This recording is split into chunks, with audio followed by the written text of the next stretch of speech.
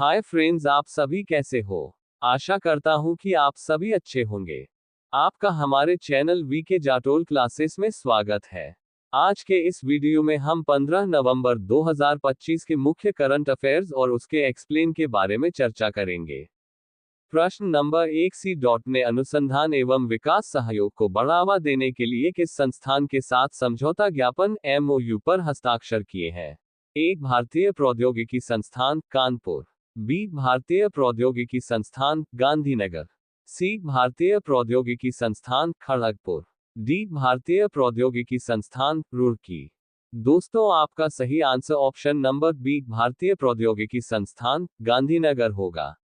संचार मंत्रालय के प्रमुख अनुसंधान एवं विकास केंद्र सी डॉट और भारतीय प्रौद्योगिकी संस्थान IIT गांधीनगर के बीच एक महत्वपूर्ण समझौता ज्ञापन MOU पर हस्ताक्षर किए गए हैं।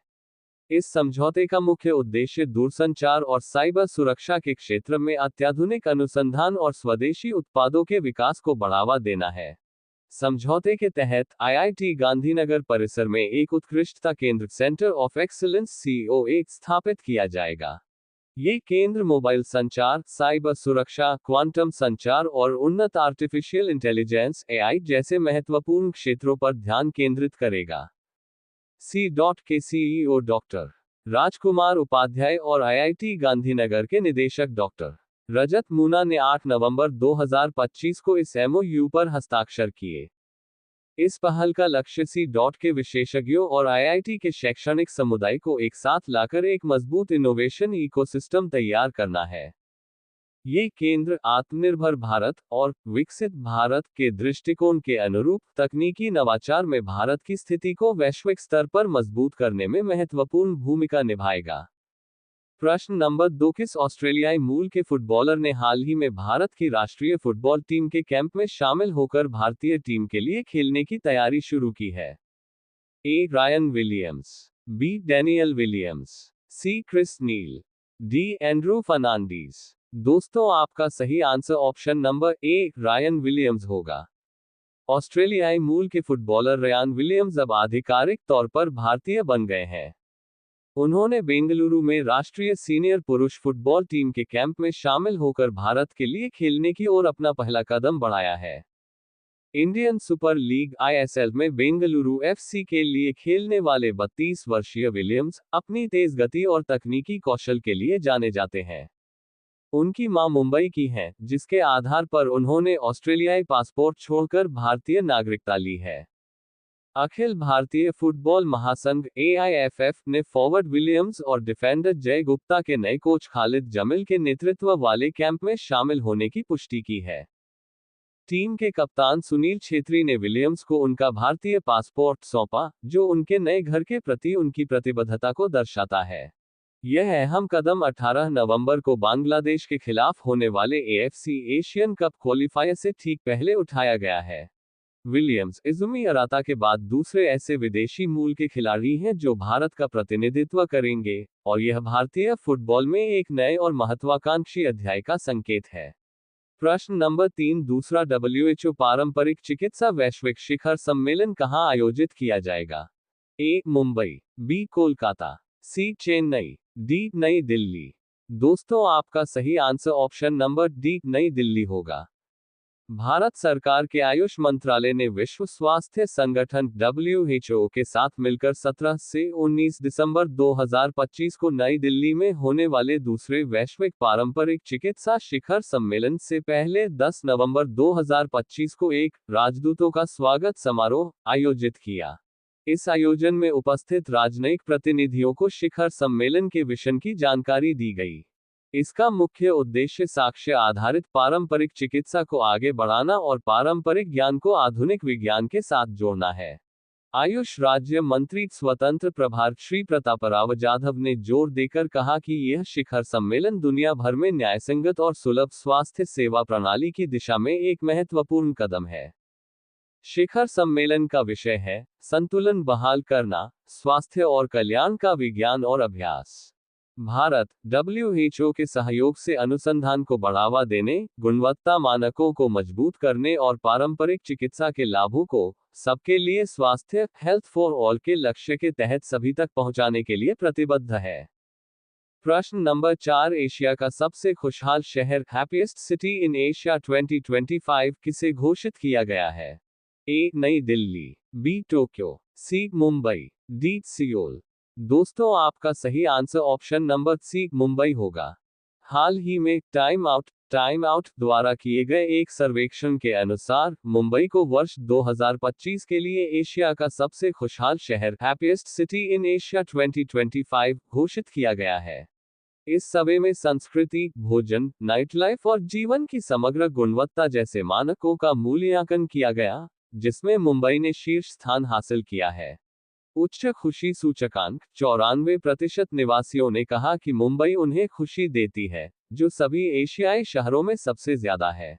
मजबूत सामुदायिक भावना 88% निवासियों का मानना है कि उनके पड़ोसी खुशमिजाज और सहयोगी हैं। जीवंत जीवन शैली, कभी न सोने वाला शहर की यह पहचान लोगों की महत्वाकांक्षा और आशावाद को बढ़ाती है।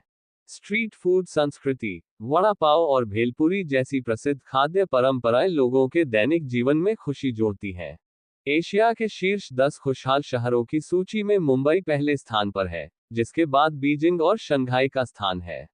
मुंबई ने ये साबित किया है कि बुनियादी ढांचे की चुनौतियों के बावजूद यहाँ की अद्वितीय ऊर्जा और सामाजिक जीवन इसे एशिया का सबसे खुशहाल महानगर बनाता है।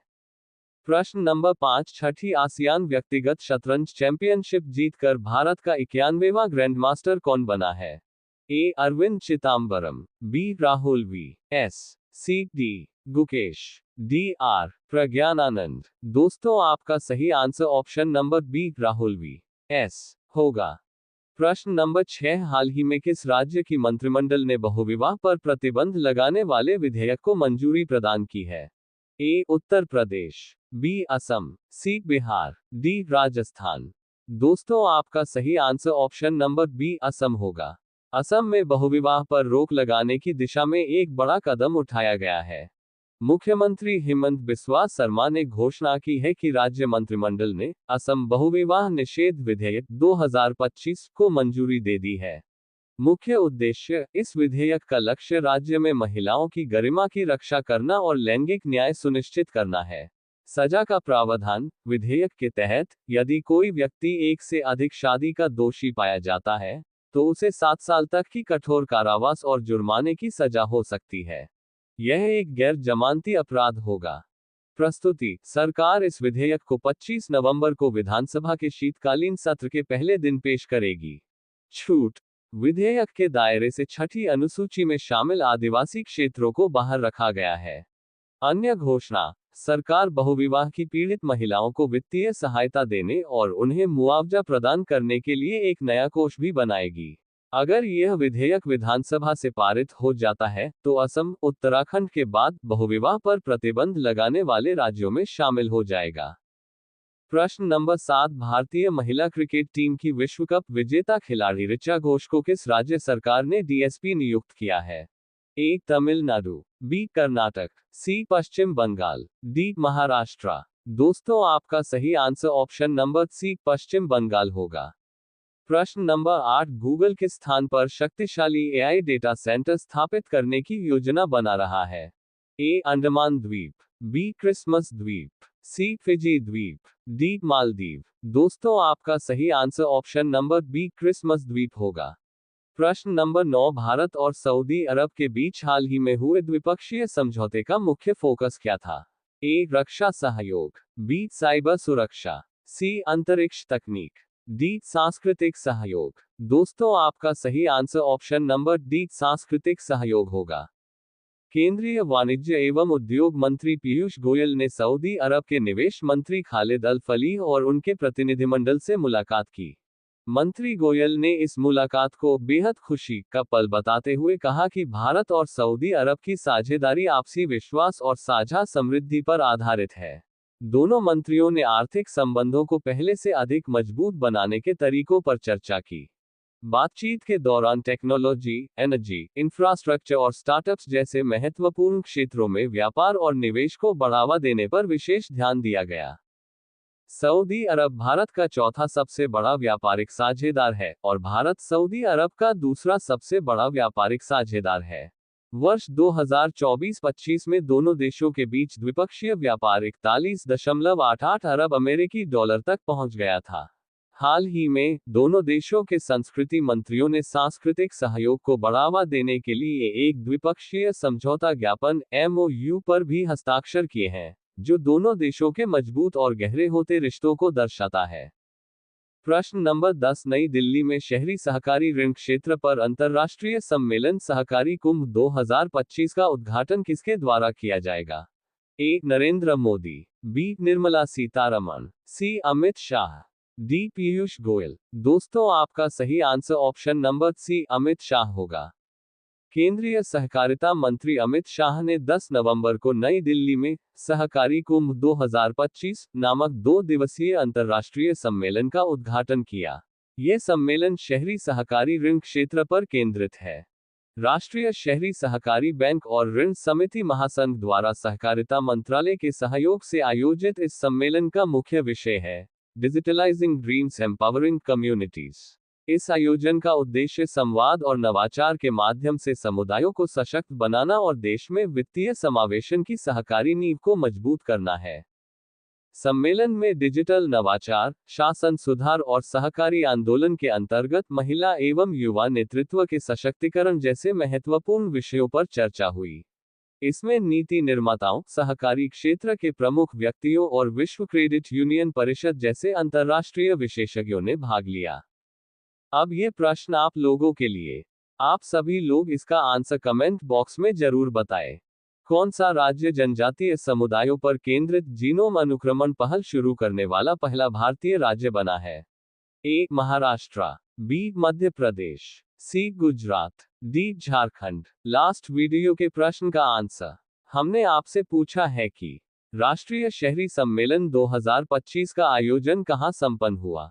ए. मुंबई, बी. जयपुर, सी. नई दिल्ली, डी. लखनऊ। दोस्तों, आपका सही आंसर ऑप्शन नंबर सी नई दिल्ली होगा। यदि दोस्तों आपको हमारा यह वीडियो अच्छा लगा हो तो वीडियो को लाइक शेयर जरूर करें, साथ ही हमारे चैनल वीके जाटोल क्लासेस को सब्सक्राइब जरूर करें ताकि हमारे चैनल पर अपलोड होने वाली प्रत्येक वीडियो का नोटिफिकेशन आप तक तुरंत पहुंच सके।